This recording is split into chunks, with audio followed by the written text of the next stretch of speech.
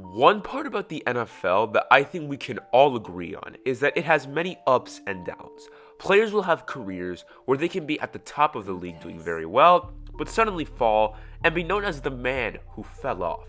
One man who has had an interesting NFL career, to say the least, has been Deandre Hopkins. Looking at his career, he has accomplished plenty of things, but there is one thing he is still missing: a ring. Now that Hopkins is a free agent, you better believe he will try and join a contending roster. This is the story of Deandre Hopkins and how he has had one of the more interesting NFL careers. Deandre Hopkins was born and raised in Clemson, South Carolina. Throughout his days in high school, he was a very active kid. He would play football, basketball, and track and field. And he would accomplish a lot of significant milestones in all those three sports. For example, he had a career total of 57 receptions in football with over 1,200 receiving yards and 18 touchdowns. He also played defense and had 28 interceptions with 5 touchdowns. And in basketball, he scored over 1,400 points in his high school career. He was able to help his team, the Lions, win their third South Carolina State championship. His high school was more than grateful to have an athlete like D-Hop. He was a jack of all trades. Obviously, after high school, he had to make a couple of decisions. First off, which sport did he want to pursue? Was he going to take his talents in the NFL, try and dominate the NBA, or go into track and field? Well, we all know what he picked: football. His next decision was which university he wanted to attend. After a while, he finally decided and attended Clemson University. So, after having a great high school career, what could we expect from him in college? Well, it was simply just more talent. Hopkins would attend for 3 years at Clemson, and every season he played was better than the last one. His first season with the university was decent. Having over 600 receiving yards with 52 receptions and 4 touchdowns is okay, but things only get better from here on out. In 2011, he had a little under 1,000 receiving yards, had 5 touchdowns, and 72 receptions. As we can see, he was improving and was slowly but surely catching the eyes of NFL scouts. It was in 2012 when D-Hop went berserk. He would have over 1,400 receiving yards with 18 touchdowns and 82 receptions. He was insane. He would then declare for the 2013 NFL Draft. Looking at his college career, he was successful. He had 206 receptions, the most by Clemson receiver since Aaron Kelly from 2005 to 2008. Hopkins could have tried attending his senior year at Clemson, but decided not to. He had some dreams he wanted to turn into reality. Hopkins would be drafted 27th overall in the first round of the 2013 NFL Draft by the Houston Texans, a team that just came off of a spectacular 2012 season. Hopkins would play his first season in Houston, and let's just say his team wasn't playing very well. The Texans finished the 2013 season going 2-14, which has still been up to date, one of their worst seasons in franchise history. As for Hopkins' performance, he did well for a rookie. He had 802 receiving yards with 52 receptions and 2 touchdowns, which isn't bad at all. He did this at 21 years old, so he still had plenty of time to progress as a player. Speaking of progression, that transitions very well to his following season. Hopkins played like a stud in 2014. This would be his first season with over 1,000 receiving yards and had 76 receptions with 6 touchdowns. Despite having such a great season, he did not win any awards, nor was he a Pro Bowler, which sucked, but only boosted Texans fans' hopes for the future. 2016 would come around, and this would be Hopkins' first season as a Pro Bowler. He had a whopping 1,521 receiving yards with 111 receptions and 11 touchdowns. Hopkins was also an NFL All-Pro that season, which only made his reputation rise. The Texans were also starting to win some games, but were not successful in the playoffs.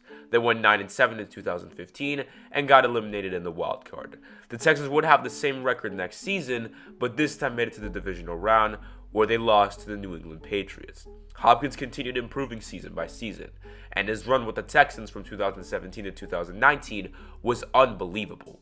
In those 3 seasons, he had 4,115 receiving yards, 315 receptions, and 31 touchdowns, made the Pro Bowl 3 times, was an NFL All-Pro 3 times, and placed top 5 and top 3 for Offensive Player of the Year.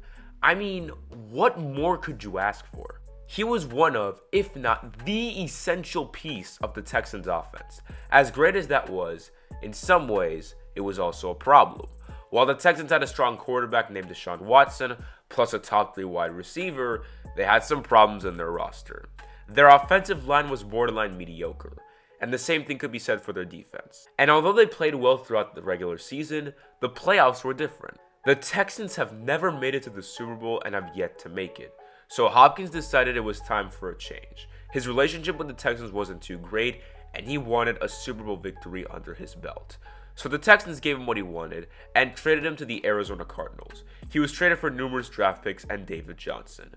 This was a huge win for D-Hop. He was joining a team that could use his skills on offense. Having him and Larry Fitzgerald was going to be scary for their opponents. The Cardinals finished the season going 8-8, but it was okay. Kyler Murray had just played a sophomore season in the NFL, and his future was very bright. There was one play that occurred that season, which was arguably one of the greatest endings to a game. Happens in the field goal. Murray out of the pocket. 7 seconds. 6 seconds. Murray hits it downfield. It is caught. Deandre Hopkins. Miraculous. I remember when I first watched this, my jaw dropped. This is the kind of stuff I either dream about or rarely do on a Madden NFL game. As great as 2020 was for Hopkins, it would also be his last season before suffering a gruesome injury. In 2021, he played the first 10 games of the season before suffering a hamstring injury and then tearing his MCL. So he did not do much for the Cardinals that season. But things only got worse. In 2022, he got suspended at the beginning of the season for PEDs. So just after recovery, he had to sit out again. He would eventually return in 2022 and played pretty well. 717 receiving yards with 115 receptions and 6 touchdowns is not too shabby. But believe it or not, that would be Hopkins' last season in Arizona. Almost a month ago, the Arizona Cardinals decided it would be best to part ways with D-Hop. They released him, making him a free agent who could choose where he wanted to play. Now you're probably asking yourself why the Cardinals would cut a man like D-Hop. Well, it's because Hopkins informed the Cardinals how he wanted to get traded, and the Cardinals tried to do so, but nobody was interested in picking him up. When a man gets paid over $27 million per season, it'll be tricky to try to trade him to another roster. So how did this affect Hopkins? Well, now that he's a free agent, like I said previously, he is free to choose where he wants to go. He can very well become the Kevin Durant of the NFL and try joining a team full of stars and talent to try and win another Super Bowl. There have been rumors that he might go to New England, Baltimore, Las Vegas, and Chicago, just to name a few teams. Many teams want to get their hands on him, but the question is, what should D-Hop be looking for? Is he trying to join a team that needs one more piece to form a dynasty? Is he trying to join a team that has already been formed but can only get scarier with him? Or is he trying to join a team in a rebuilding phase that can be dominant in a few years? The last question is obviously a no, but looking at the rumors of teams he might join, it is more the first question I asked. It looks like Hopkins is trying to join teams with great pieces but missing that one guy. The duo of Mac Jones and Hopkins could be a good one. Same thing goes for Justin Fields and Hopkins. Or what about Aaron Rodgers and Hopkins? Both can finally get what they want. Rodgers can finally get that wide receiver he always wanted, and D-Hop has a great QB. We'll see what happens. But all I know is that DeAndre Hopkins' NFL career has been interesting and only seems to be raising more questions for the future.